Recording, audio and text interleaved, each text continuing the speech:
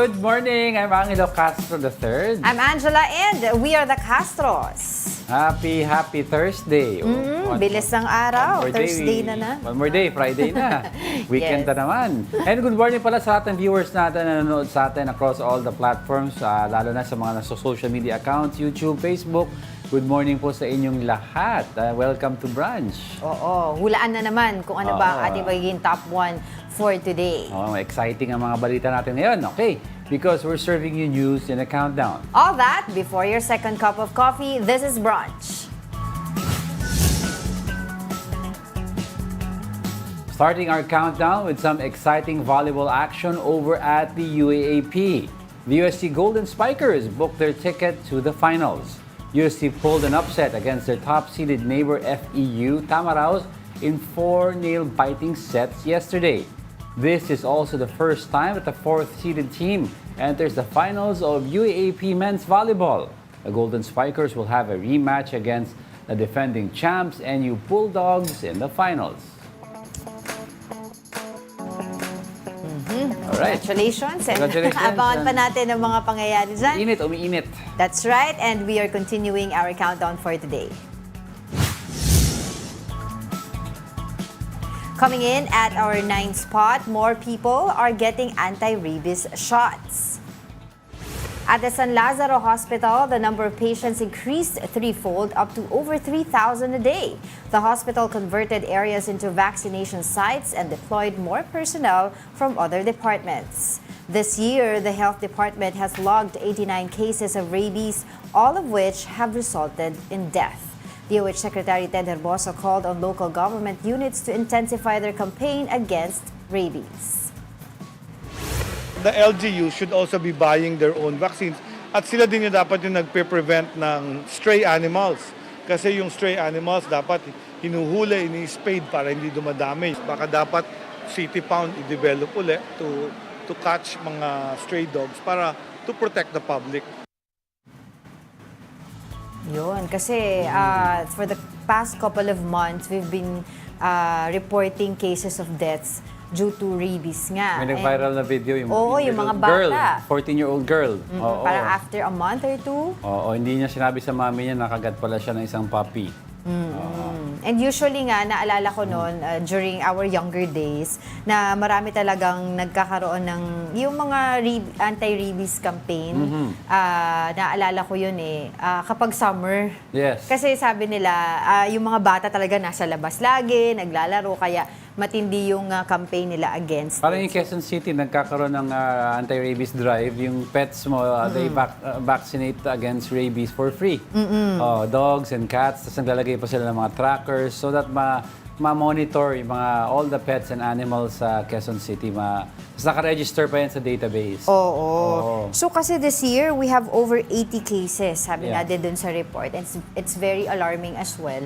Kaya dapat talaga, tama yung sinabi ni DOH Secretary Ted Herbosa, mas paigtingin pa yung campaign regarding this. And yung mga LGs should have enough vaccines for this. Saka hindi naman avoidable naman yung to die from rabies. Yes. Kunyari nakagat ka, nakakalimot ka, and you're not sure of the animal, if not libre sa San Lazaro, meron yung accredited clinics ng bite centers. ng mga LGU. Kahit hindi bite center, mga accredited clinics mismo ng LGU. Mura yung mga shot, mga 700, 600 pesos. So, once you get bitten or scratched, kagad magpaano ka na. Exactly. Magpa-vaccine ka na. So later on, hopefully we can talk to somebody Oo. regarding this para mas mabigyan tayo ng paliwanag. But in other news, mas napabilis ang pagtatanim sa isang palayan sa Oriental Mindoro dahil sa tinatawag na drone seeding. Pero pangamba ng ilang magsasaka, baka mawalan sila ng trabaho dahil sa teknolohiyang ito. Para bigyan ng mukha ang balita, Mobile Journal, Merimon Reyes.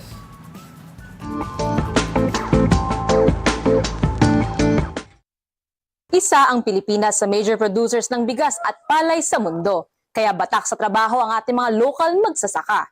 Pero ano naman kaya ang mangyayari kung pasukin ng modern technology ang agrikultura? Hindi lang kumukuha ng video ang drone na ito. Ang dala kasi niyan, mga binhi. Ang tawag sa ginagawa nito, drone seeding. Demo ito ng Department of Agriculture ng pagtatanim ng binhi ng palay gamit ang drones noong January. Kuwento ng isa sa mga may-ari ng palayan sa Santa Brigida, Mansalay sa Oriental Mindoro, mabilis daw ang isinagawang demo ng drone seeding. Sa loob lang ng 2 hanggang 3 oras, tapos na agad sila. Sa isang lipad daw ng drone ay 1 hektarya agad ang kaya nitong sabugan ng binhi dahil sa 15 kilograms nitong capacity. Bagsak lang palay. Naglalaglagan lang po. Parang ganyan-ganyan, no? Parang ulan. Mas madali ang drone seeding kaysa sabog ng tao. Ang drone seeding kasi ay minuto lang, tapos na yun sa hektarya. At matipid sa bini. In minutes, tapos na agad yung isang hektarya. Tao ay halos karating araw. Makalipas ang ilang buwan, naani na ang mga tinanim sa drone seeding nitong April 29, nakita rin nila ang pagkakaiba. Sabi ng ilan, hindi raw kasing dami ang naani na palay kumpara sa tradisyonal na pagtatanim ng binhi. Say naman ng iba, mas marami raw ang naiani at mas matatangkad at malalaki naman daw ang naging tubo nito. Sa isang buwan, umaabot ng 1 milyong piso ang budget sa pag-sustain at maintain ng 30 hectares na palayan. Kaya tansya ni na Ate Melrose ay nasa 50% daw nito ang matitipid nila sakaling maging moderno na lahat ng aspekto ng pagpapalay at saka. Yun nga lang, iniisip naman nila ang mga posibleng mawalan ng trabaho. Kaya say ni na Ate Melrose, pag dumating ang araw na magiging moderno na talaga ang pagpapalay at saka, hahanapan pa rin daw nila ng job opportunity ang mga kababayan nila. Ay, magreklamo yung mga trabador ko, wala na sa gawin. Wala na sila hanap buhay. Marami sila, mga 10. Bukod yung taga-sabog, bukod yung taga-kanal, may taga-akot ng palay. Marami sila. Akot ng bini. Yung pagsabog, pag-ani, talagang nawala ng trabaho yung mga tao. Maganda raw kaagapay ang teknolohiya tulad sa pagsasaka. Pero para sa kapakanan ng pamumuhay at trabaho, kailangan pa rin daw ng balanse para walang maiiwanan. Mobile Journal Merrimon Reyes po, hatid ang muka ng balita. It's good na may advancements in case sa sobrang init, baka maturuan yung mga farmers gumamit ng drone. Pero ika nga, sabi nila, yung yung yield, 50% less than yung traditional way of doing it. Yung tao yung nagsasabog. Yes. Oo. Okay, eto na nga. Diego. Okay, let's talk more about the alarming rise of rabies or possible rabies cases.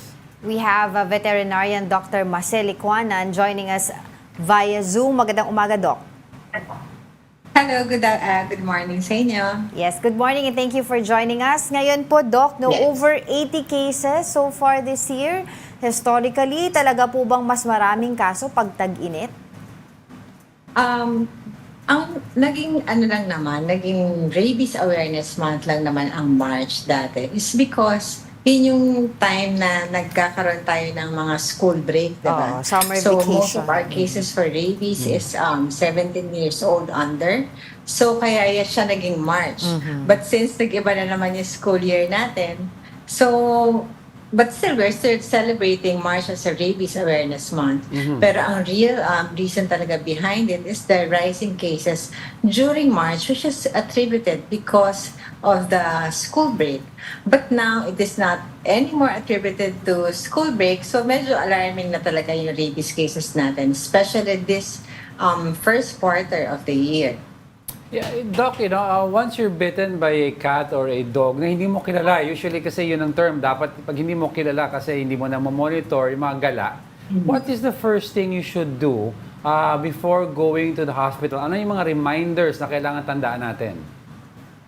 The first thing na dapat natin gawin when we are exposed or bitten by a stray dog or a stray cat, or any dog na without rabies vaccine or with any pets na merong unusual behavior or hindi provoked yung ating bite, dapat natin i-wash for 20 minutes yung ating sugat. Wash with running water for 20 minutes. Hindi natin kailangan pisilin yung site ng sugat kasi maaaring mapabilis natin yung pagpasok ng virus dun sa wound. And then, after that, we have to go to our nearest Animal Bite Center. Doc, I would like to clarify lang. You mentioned the word unprovoked. In other words, for no simple reason, aggressive yung dog or cat sa'yo. Paano po kung provoked? If it's provoked and may bakuna yung ang aso or pusa, pwede natin consider na merong, kung lalo na kung may rabies vaccine at wala namang exposure with other animals, no? Kung halimbawa ang ating alaga ay talagang indoor dog or indoor cat lang at wala namang exposure sa mga ibang aso or pusa na gala, then safe tayo, no? Okay. Kasi ang rabies lang naman is nakukuha. It's also a viral disease, no? Hindi lahat ng aso or pusa ay may rabies. Nakukuha lang nila ito pag sila ay nakagat din ng aso o pusa na may rabies din. Okay. Ayun. O, tsaka i-debunk mo na rin, Doc, yung claim na lalagyan, di ba dahil mga bata tayo, lagyan daw ng bawang? Yung mga kagat ng aso. Hindi po totoo na makakatulong yung mga iba nating, yung mga luma nating waste na lalagyan ng bawang or yung mga bato na isisipsip yung virus. Hindi po totoo ito. And isa sa mga gusto ko lang i-share na pag tayo ay nakagat ng aso or pusa na kahit may rabies pa ito, pwede itong maagapan eh. Hindi tayo dapat mamatay sa rabies kasi meron namang treatment or meron namang bakuna. Although ang rabies ay 100% fatal, pag naagapan ito or halimbawa nagpabakuna tayo, hindi tayo mamamatay sa rabies. Doc, it's good that you mentioned that because that leads me to my next question. Ano yung mga unang sintomas ng rabies at gaano ba katagal yung incubation ng virus? Kasi ito, nagkaroon tayo ng report the last time lang yung bata after a month at saka lang siya na ospital dahil pala nakagat siya nung alaga nilang pusa. The usual incubation period of rabies is 20 to 90 days. Yun ang mga nasa studies talaga, no? But it always depends on the amount or the site kung saan tayo napasukan ng rabies. For example, ang rabies virus kasi travels 200 to 400 millimeters per day. So, mas malapit sa spine or mas malapit sa ulo, mas kailangan natin magpabakuna agad. Also, Doc, yun yung meron mga bakuna na pag dinadala mo sa Animal Bite Center, kunyari yung kamag-anak mo, yung either mahal mo sa buhay na nakagat, meron silang ino-offer dun, Doc, na pampabagal daw ng pag-travel ng rabies rather. Ano po yun, Doc? Hindi siya pampabagal, no? It is really a vaccine that will help you na hindi pagkatamaan ng rabies. Kasi ang kino-consider natin na fatality rate sa rabies is 100%. Pero kung wala ka pang symptoms, kung wala pa sa spine or wala pa sa central nervous system ang virus, may laban pa tayo. Pwede pa tayong mabuhay or pwede pa nating malabanan yung rabies kahit may rabies yung nakakagat sa atin na aso or pusa. Yeah, Doc, I'd like to ask... Yung pinapakita sorry. natin ngayon, Yeah. that's the kumbaga, that's the vaccine, no? Okay. That's the vaccine, that's the post-exposure. Pero meron din tayong tinatawag na immunoglobulin na vaccine for rabies. Ito naman binibigay sa mga talagang category 3 cases of rabies bite or dog and bite. What do you mean category 3, Doc? Ang category 3 meaning nakagat ka ng isang asong hindi bakunado or pusa na hindi bakunado at ikaw ay nakagat waist up. Waist up. I'd like to ask naman, Doc, about scratches from cats. Kasi usually cats lang naman ang nangangalimot. What if you're scratched by a stray cat? Yun ay possible pa rin. It's also a possible source of rabies since cats are known for licking their paws. So, ang transmission kasi natin ng rabies is saliva going to an open wound. Okay. Do you see po as a vet na may mga problema po ito yung mga Pinoy for moms and dads with regard to, having their pets vaccinated? Kasi we've seen a lot of reports as well na house pet sila, tapos yung pala wala palang vaccination. And can you tell us na rin po, Doc, yung ilang beses ba dapat pabakunahan yung mga alaga naming mga hayop sa isang taon ng anti-rabies? Ang rabies vaccine is sobrang essential part ng iyong ng pag-aalaga ng pets, no. It will help us save lives. And lalo na ngayon na napakadaming cases ng rabies sa Right. Pilipinas. And ang kailangan din natin sigurong maintindihan ngayon is if we are vaccinating our dogs for rabies vaccine or cat or our pets, we are not only protecting ourselves but our community as well. Kasi nga with the rising number of rabies cases nito pa lang, very alarming na siya. Kasi ang hirap makontrol niyan. Kumbaga, ang dami natin kasi sa Pilipinas na stray dogs and cats eh. Right. And lahat ng ngayon, ang vaccine ngayon for rabies is free sa mga local government units natin. Aside from that, Doc, any more solutions that you see para mas mapababa natin at the same time mawala talaga yung rabies cases here in the Philippines? We are an advocate of low-cost spay-neuter. No? Ang pagkocontrol ng dog and cat population ay very essential in eradication of rabies. We have a humane way of controlling dog and cat population, that is by sterilization o yung pagpapakapon. Ang pinaka-importanting effect ng kapon is kung halimbawa ang babakunahan natin sa isang taon ay 100, no? After 1 year, kung hindi mo nakapon yung 100 na yon, times 7 or times 20 ang magiging number ng ating dogs and cats after 1 year. So, napaka-important that we control the dog and cat population in our country. And I think what is very important is yung information dissemination or awareness na hindi na dapat tayo namamatay sa rabies because we have vaccines for it. Meron tayong yun nga yung tinatawag natin na immunoglobulin pag nakagat na tayo ng rabies vaccine. And dapat siguro tulungan natin yung mga magulang dyan na turuan yung mga na sabihin sa mga anak natin na dapat sabihin sa kanila kung meron sila naging exposure sa aso or pusa. Kasi I remember this one fatality rate, fatality case is because natakot siyang sabihin sa magulang niya na nakagat siya ng aso or pusa, no? So, dapat hindi ganun na maging mentality ng mga magulang, magpapagalitan yung mga anak natin pag sila nagkaroon ng exposure or nakagat ng aso or pusa. But instead, we have to explain to them the reason or ang importance na magiging totoo tayo sa mga magulang natin. Kumbaga, better awareness, no, Doc? Before pandemic and even during going into the pandemic, the DOH had a goal of a plan to eradicate rabies altogether. Yes. However, we're seeing an increase of these cases.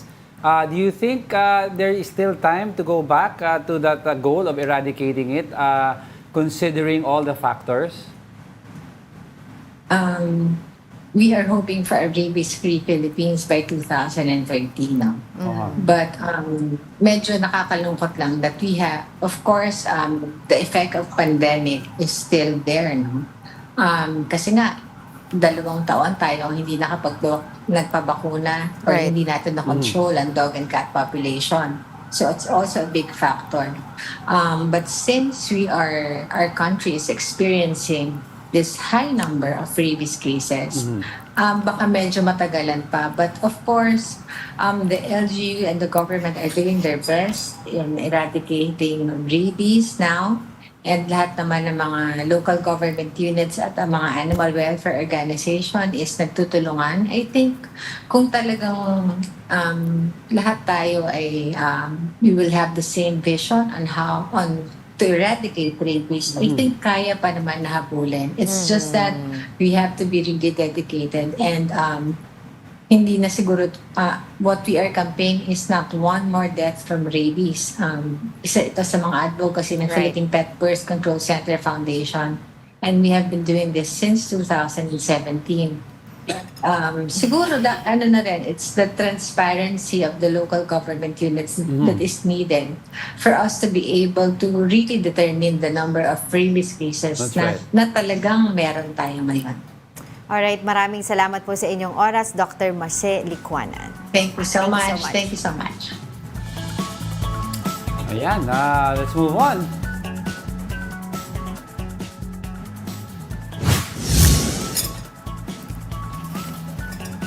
Arriving at the 8th spot is an important reminder to frequent motorists in NLEX. Some northbound and southbound lanes of NLEX will be closed to motorists starting tomorrow night. Authorities in NLEX said this is for the construction of the Northern Access Link Expressway project. But don't worry, because the lanes are only going to be closed from 8 p.m. to 5 a.m. The closure of the lanes will be implemented until May 17.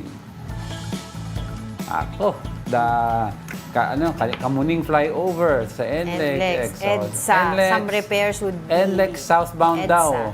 So, going towards Macalyanes. Pero hanggang May 17 lang naman yan, mga kababayan. So, wag magpanik at wag pa rin magkaroon ng road rage. Oo. I wonder kung may mga nakatawag na dun sa, ano ngayon yung finisher natin dito sa LTO? Yung action agad na hotline yung nila. pagkatawag mo Pagsahin daw, natin yun. may response daw agad. Oo, pagsahin natin. But Instant response. Oo. But for the meantime, coming up, Cebu City Mayor Michael Rama has been ordered suspended by the Ombudsman. On what grounds? And the Justice Department is set to brief President Marcos on possible arrest warrants from the International Criminal Court. Sino ang mga arestuhin kung sakali? Mahabang usapan Sino yan. ang arestuhin? But we are just getting started, mga kapatid. More of our top 10 news when Brunch returns. Keep it here on One News.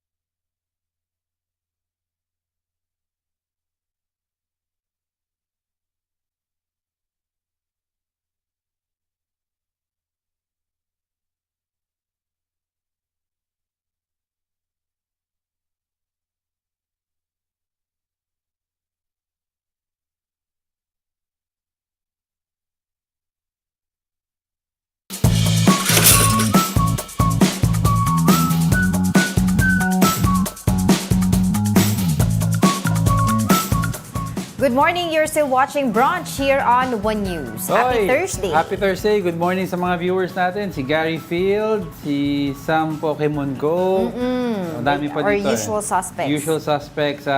Ano po ang hula nyo sa top 3 natin? Top 4. Baka naman makatama kayo. Si Gary Field nakatama na eh. Oo, correct na Baka siya. nagtataka yung iba, bakit yung mga nauuna yung medyo lighter news. Pataas tayo paiba tayo Pabiba tayo. Para pabiba tayo eh.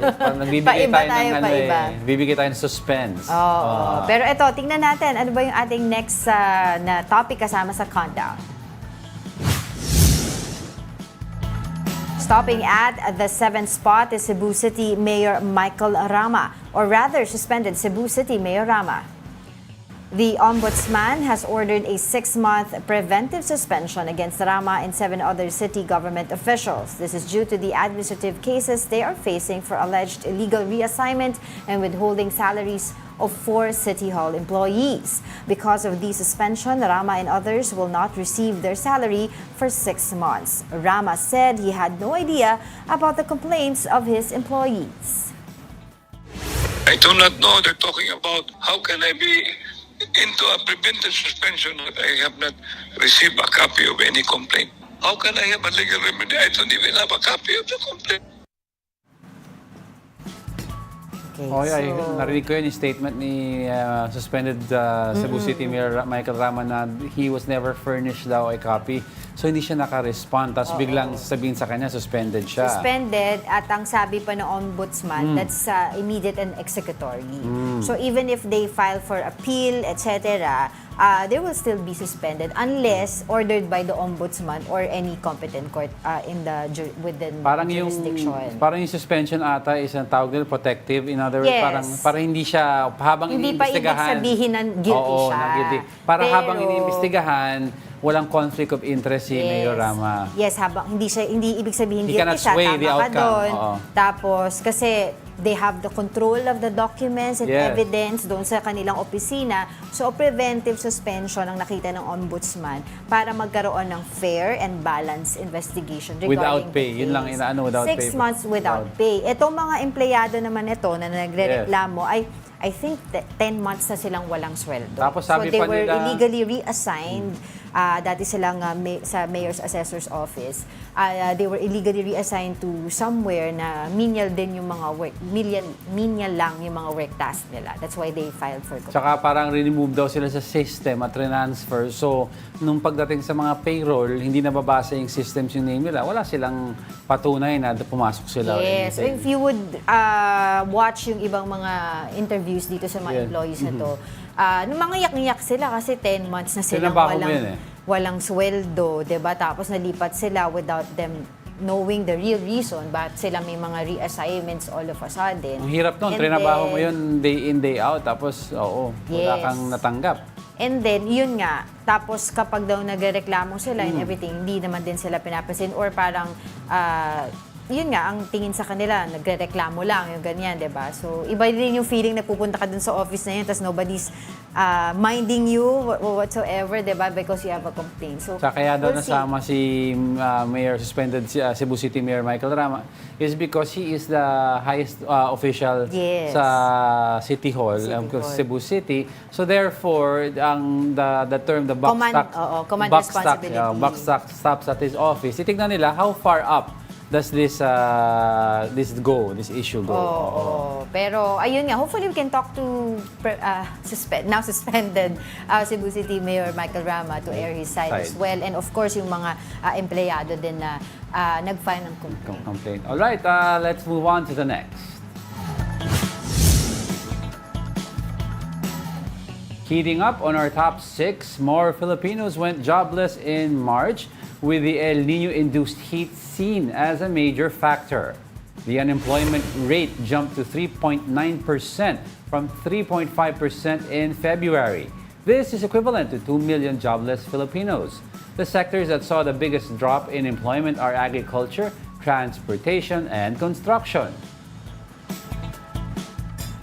Yun, malaki-laki ngayon ulit yung unemployment rate. Oh, sobrang Ibig init. sabihin, 2 million jobless Filipinos. And karamihan in ng March. mga nakikita mo, if you looked at the data, comes from jobs that require exposure to the heat, to the sun, Yes. like in farmer Transportation, agriculture. agriculture, and Oo, construction. so doon nag-drop. Siguro mga iba hindi kinaya yung init, nag-break muna from work. Yes. Oo.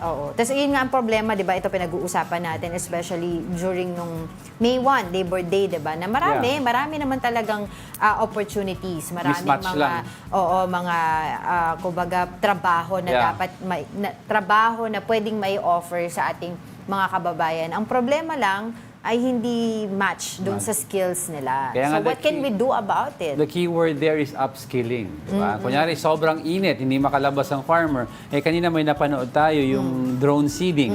Diba? So baka pwede natin turuan yung farmers, i-upskill natin how to use drones while sila mismo ang gagawa pa rin. So parang sila pa rin ang tatanim. Diba? Hindi sila nawala ng work, you just upskill them using technology. Baka pwedeng ganun tignan natin, di ba? Oo, sa dami talaga ng walang trabaho ang daming naghihirap, maraming nagugutom.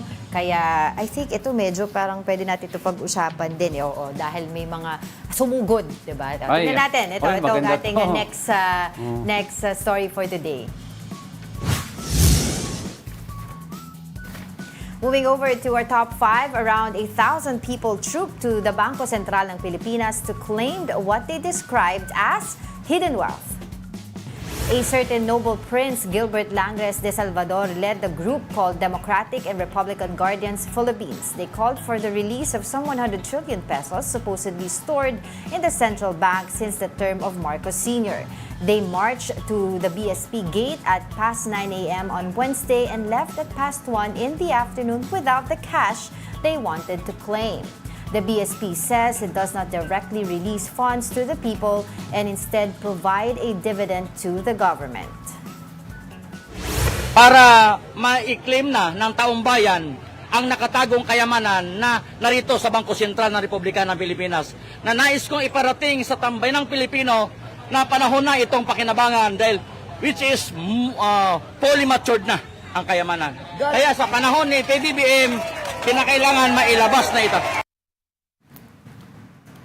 Meron silang pinapakitang medyo somewhat crumpled paper na supposedly sabi niya ebidensya dito nga sa kanilang claim, pero tinatanong niya saan galing itong source na to. Hindi naman niya sinabi hindi niya alam. Sabi niya may pinanggalingan to. Hindi lang niya sinasabi. Tikom ang bibig niya. Oo, hindi lang niya dinidirekta kung saan galing itong document na sinasabi niya. But yun nga, dilinaw naman on the side of Bangko Sentral ng Pilipinas, they issued a statement, nilinaw nila na hindi naman sila, this is not a commercial bank, diba, na magde-dispose ng pera, etc. Sila ay nagbibigay ng dividends, ng kita, and to fund government projects. Dividends of the central bank goes to several agencies of the government. Yes, yun like nga. for example, NEDA to fund allocate projects. to fund stimulus projects. Alam naman natin yun. That's what I'm saying. Di ko alam what gave them the idea na they could take actual cash.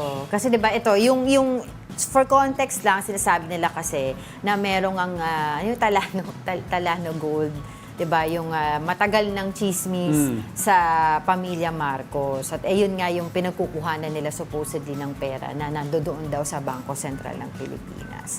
And several journalists already or news outlets did fact check, 'di ba? Yeah. Doon sa mga claims na meron daw Talano Gold sa World Bank, which is wala naman ganoon, no?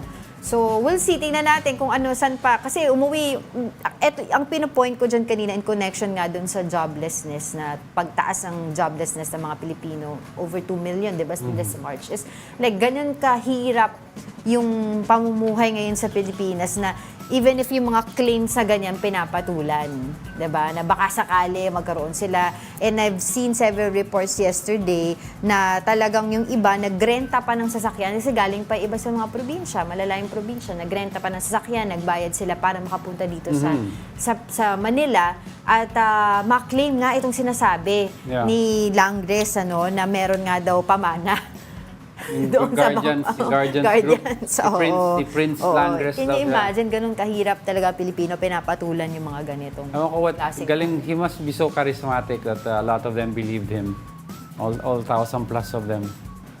Yung ilan daw ang sumugod? Thousands Sabi ng eh. PNP, close to 1,000. Sabi naman niya, 5,000 members. Kaya lang daw hindi nabilang yung iba because daw naharang sila on the way yung iba daw. On the way pa lang. Alright. Okay. Let's move on to the next. On our fourth spot is a Balikatan exercise. The Philippines and the US sank a China-made ship as part of their maritime strike exercise. The BRP Lake Caliraya sustained damages caused by missiles and bombs from the Philippines and the US Navy and Air Force. After 2 hours, the ship started to sink 15 kilometers away from the shore of Lawag, Ilocos Norte. China previously criticized the country's choice of ship in their maritime exercise with the US. But the Philippine Navy officials said it was a coincidence. The old ship they picked was made in China. Nevertheless, the US said the exercise was important in assessing their teamwork with the Philippines. I think you got to assess it as extremely lethal, both from an aerial perspective and from a ground perspective. The ability of both the U.S. And the Filipino, Army and Air Force to work together to achieve this is extremely lethal. Ayan yung malaking issue din yan eh. Bakit daw China made yung ship na ginamit doon Parang sa Balikatan exercise. Yung spokesperson ng AFP, yung girl, what's her name, si Colonel. Padilla. Anyway, she said that initially the goal is not really to sink the BRP Caliraya, but instead is to see how fast yung response ng US and the Philippines in terms of kunyari may papasok na kalaban, di ba? And how fast can we respond? Well, tinamaan natin yung target and it sank 15 to 20 minutes later. So, eventually, lumubog din siya. Oo. Coincidence lang naman na China-made. Sabi nila coincidence. Coincidence naman. Kasi every Balikatan, ilang years na tayo nagbabalikatan? 38, 39 years, di ba nasa report natin? I think kasi may mga ganoon. Initially, the BRP Caliraya was made to be an oil tanker. Oil tanker siya It's an before. oil tanker plus wala siyang use sa atin ngayon. And so, it's not one of the oldest ships. It's an old ship sa fleet natin, but not one of the oldest. Problema, yung how many times do we use it daw in a year? We rarely use it. Diba? Wala naman tayong need So for ito, oil mas may tanker. pakinabang siya sa Balikatan exercises. Tinarget. Tinira. Oo, pero ang bilis ng panahon, 'di ba? Pinag-uusapan lang natin itong Balikatan na magsa-start. It's already started and matatapos na siya by May 10. May 10, yes. Sige, doon pa rin tayo sa area ng West Philippine Sea dahil the Atin Ito Coalition will embark on another journey to Scarborough Shoal next week. How will they make sure this trip is going to be safe from potential threats of China? Now, Camille Samonte with the report. West Philippine Sea, West Philippine Sea, This is the floating device or buoy that the Atinto Coalition will deploy in waters within the jurisdiction of Scarborough or Panatag Shoal next week. This is part of the activities organized by the coalition in relation to the second civilian mission of the group on May 14. According to co-convener Rafael David, there is no turning back on the plan.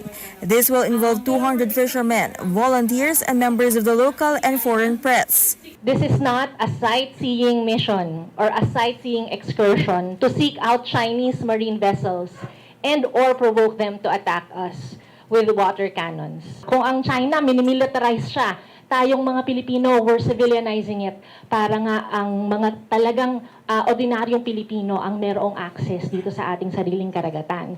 4 trawler boats will lead the sailing of the civilian mission. Up to 100 boats will serve as escorts for what the group calls the Peace and Solidarity Regatta. Various groups of fishermen in Zambales have since expressed support for the civilian mission. According to Leonardo Quaresma, president of the New Masinloc Fishermen's Association, their boats, just 3 nautical miles from the entrance of Panatag, continue to be driven away by the Chinese. Parang magnanakaw yung ating mga mangingisda na pumapasok para makapangisda doon sa loob ng shoal. Although there are threats to the security and safety of those participating in the civilian mission, many said they are not worried about it. Ay sanay na kami sa panganib. Katunayan, ang pag-angkin sa ating pangisdaan na siyang pinanggagalingan ng aming kabuhayan ay isang matinding panganib sa amin. But what if China continues with its harassments to the coalition's boats? Former Senior Associate Justice Antonio Carpio had this to say. This is like people power at sea. We are exercising our sovereign rights peacefully in our exclusive economic zone. I doubt if the Chinese will really target private vessels, because we will take videos of that and spread that all over the world, and they will suffer a reputational damage. The first Atindo convoy last December made it to the vicinity of Ayungin Shoal before sailing to Lawak Island, where they dispatched their supplies. The mission was cut short due to the presence of a Chinese missile destroyer, plus 3 other vessels taunting the convoy. A day before the convoy sailed, Chinese Coast Guard water cannoned and also rammed the supply ship Unaiza May. For News 5, Camille Samonte, We Are One News. Diba yung mga Coast Guard ng China, kahit mainit, ayaw namin ng mga water cannon. We don't need your water cannons sa heat. Hindi naman dapat ganun, di ba? So, ito nga, sabi nga ng National Task Force for the West Philippine Sea, spokesperson, National Security Council, Assistant Director General Jonathan Malaya, wala naman daw silang, kumbaga, kontra doon sa gagawing muli ng atin ito coalition. So, hopefully nga, kasi the last time, according nga din sa report, the last time that they were there, nagkaroon ng medyo tension no? Kasi may constant shadowing from the Chinese Coast Guard o militia vessels. Tsaka they had to turn back. Navy daw, there were also gray ships, Navy ships mismo. So, when they saw Navy ships na umaaligid sa kanila, aside from yung China Coast Guard, medyong... So ngayon, sino pa yung makakasama ng atin to coalition aside from their volunteers? The last time kasi there were journalists as well on board. I heard there were students. May 100 na motorbangkas with fishermen daw that have expressed their intent to join, to show solidarity daw with the group. Saya, no? Maganda yan, 100 of them, madaming fishermen. Tingnan natin reaction ng mga Chinese Coast Guard when they see massive amount of Filipinos supporting each other. Alright, don't go away because we're not done yet. May 3 pa tayo. Please stay with us.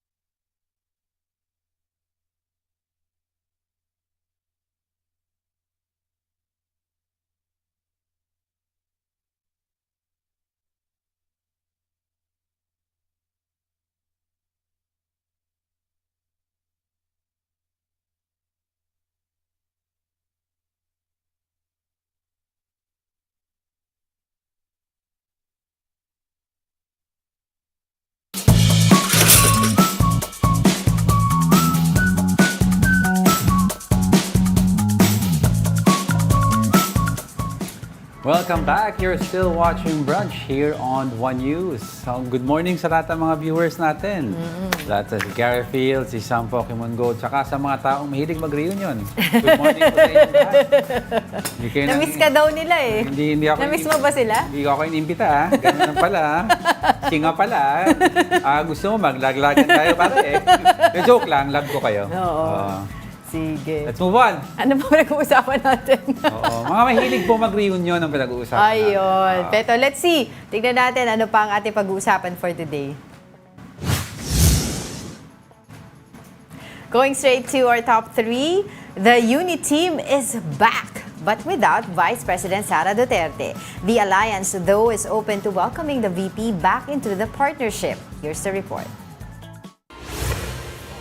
President Bongbong Marcos has revived the so-called UNI team. This was the alliance that helped him and Vice President Sara Duterte secure the highest positions in the government. The political party of PBBM, the Partido Federal ng Pilipinas, signed an agreement with Lakas CMD, the party of former President and now Pampanga Representative Gloria Macapagal Arroyo. Bubuhin uli natin at formalize uli natin ang UNI team para naman pagka humaharap tayo sa ating mga kinabukasan, malalaman natin na tayo ay sabay-sabay na nagtutulungan. The two parties will merge to form a 12-member senatorial slate for the midterm elections next year. Kung hindi tayo nagkakaisa, nauubos ang oras natin sa debate, sa nagkokontra-kontra sa isa't isa.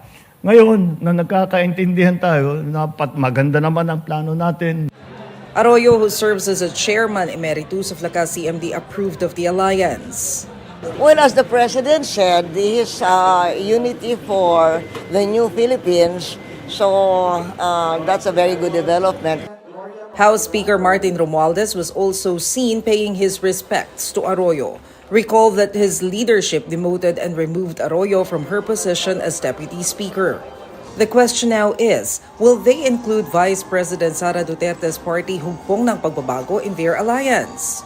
It's still open for discussion, and of course, we will consult with, of course, Partido Federal. But have there been talks? Not yet from our part. Duterte had been part of Lakas CMD with Arroyo and Romualdez. However, she resigned from the party following Arroyo's demotion in the House of Representatives. Romualdez added that they are open to any alliance even with the party of former President Rodrigo Duterte, PDP Laban. For News 5, Maricel Halili, We Are One News. This is a very interesting development. Yes. Senator Bato de la Rosa the other day also said that on their side, around 4 to 6 lang sila sa senatorial slate. Yes. Nakikita niya. At mahirap daw. Tatanong siya, di ba, kung pupunuin ba nila yung 12 senatorial slate. Ano sagot PDP niya? PDP daw, walang word Wala laban. nang laban. Wala Kasi na. di ba nila yan? Nila last week. He mentioned Philip Salvador. He mentioned himself. Tapos Bongo. Of course, Senator Tolentino. Senator Tolentino. Basta 6 to 8. He doesn't see them filling it up daw at the moment. Mahirap Traditionally kasi, kung sino yung nakaupong presidente, yan yung maraming, kumpleto ang slate niya sa senatorial. Pero kapag ikaw, alam mong medyo mahina-hina ka, dyan mo makikita kung maraming makikipag-alyansa sa'yo. So by admitting that baka hindi na mapuno yung slate, makikita natin doon na walang masyadong gustong makipag-alyansa with them at the moment. Because we saw this sa Liberal Party. Sa panahon ni PRRD, the Liberal Party had a difficult time to form 8 Derecho, which is the 8 candidates out of the 12. Whereas buti nga naka-8 pa sila Naka-8. Whereas yung sa partido naman ni Pangulong Duterte, former President Duterte, they were able to form 12. And may mga lumampas pa nga because nag-guest candidates sila. Guest candidates. Oo, nag-adopt sila ng candidates from other parties. So, we will see dito kasi October is the filing of the Certificate of Candidacy. Tapos, syempre, next year na yung midterm elections. We'll see kung sino-sino pa yung mga magkakaroon ng mga alyansa. At abangan natin, di ba, itong, kumbaga, yung party ni Vice President Sara Duterte, kung makipag-alyansa pa rin sila. Kung buo pa rin ba ang UNI team. Ito ay isang version pa lamang ng UNI team. Hindi ito yung original Reboot po ito, version 1 ulit. Actually, wala yung isang bida Pero dito. I was surprised before we move on. I was just surprised to see yung former President Gloria Macapagal-Arroyo and PBBM. With Romualdez, Speaker. Speaker Romualdez. Kasi alam naman natin karoon ng lamat. Yung mga side ni former President Gloria Macapagal-Arroyo, di ba, is close to Sara Duterte, VP Sara. Tingnan natin. Okay. Abangan ang susunod na kabanata. Yan, let's move on sa usapang politika pa rin.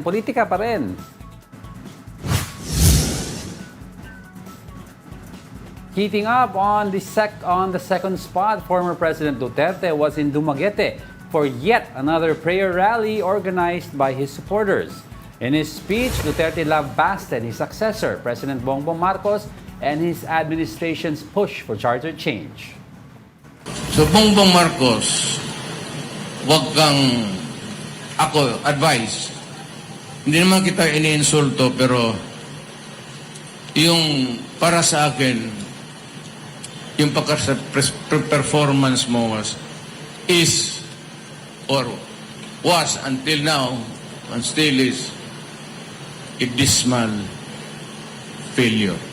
Hindi lang mahal ang bigas. Ang issue ngayon is gutom ang Pilipino. Yun ang dapat nilang bigyan ng atensyon. At the same rally, Davao City Mayor Baste Duterte hit the Marcos family, specifically First Lady Liza Marcos. Presidential son and Ilocos Norte Representative Sandro Marcos spoke up and came to his mother's defense. Tanawa ninyo ang interview ni Liza Marcos. Tanawa na ninyo. Nana sa interview, tanawa ninyo, mao nang dagway sa itong nasod karon. My mother is not quite as used to it as we are, as the both of us. So, her reaction from that interview, I think that you've all seen, is, I guess, one of a wife who is being protective of her husband. So I think we can sympathize in that sense.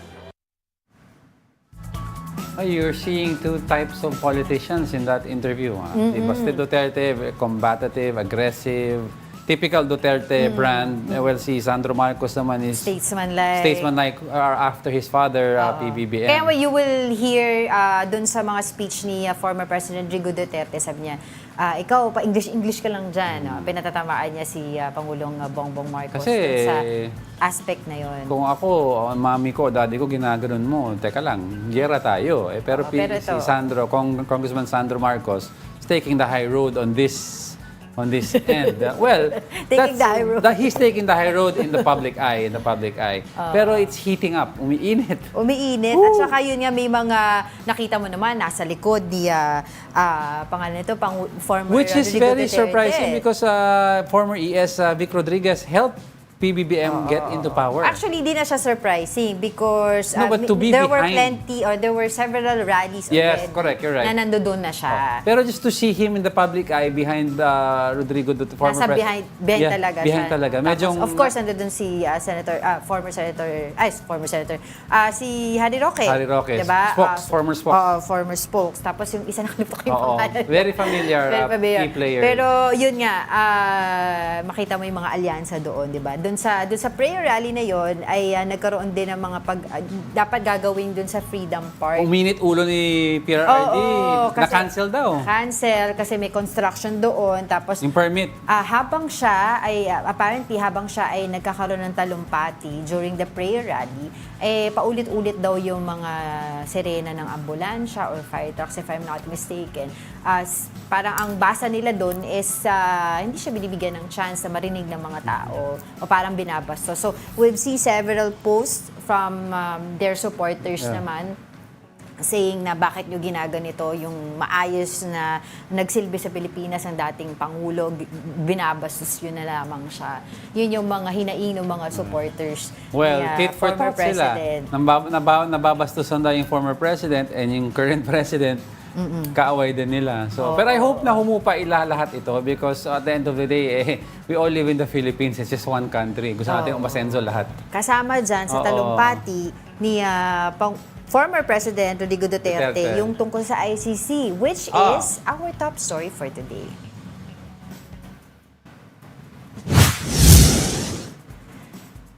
As I've mentioned, our top story for today is the International Criminal Court, or ICC. Will the Marcos administration let the ICC arrest former President Rodrigo Duterte? This is one of the key points the Justice Department will discuss with President Bongbong Marcos soon. Here's the report. The Justice Department will lay out all legal options of President Bongbong Marcos regarding the possible plans of the International Criminal Court, or ICC, in the country. This includes the possibility of issuing an arrest warrant against former President Rodrigo Duterte because of his bloody war on drugs campaign during his term. But one thing is for sure, the government will not coordinate with ICC. That will be discussed in the briefer as well. The pros and cons of each of those options, and siguro ang masasabi ko lang is there is no clear direction with regards to any of these options, except that right now the stance is that we will not coordinate and cooperate with the ICC.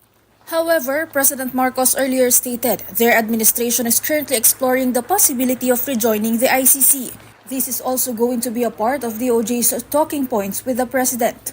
The policy frameworks may evolve. The briefer will be an objective analysis on the pros and cons of each option, but we would like to emphasize that the stance has not changed. Politicians and law experts are still debating if the ICC can still arrest Duterte and other personalities involved in war on drugs.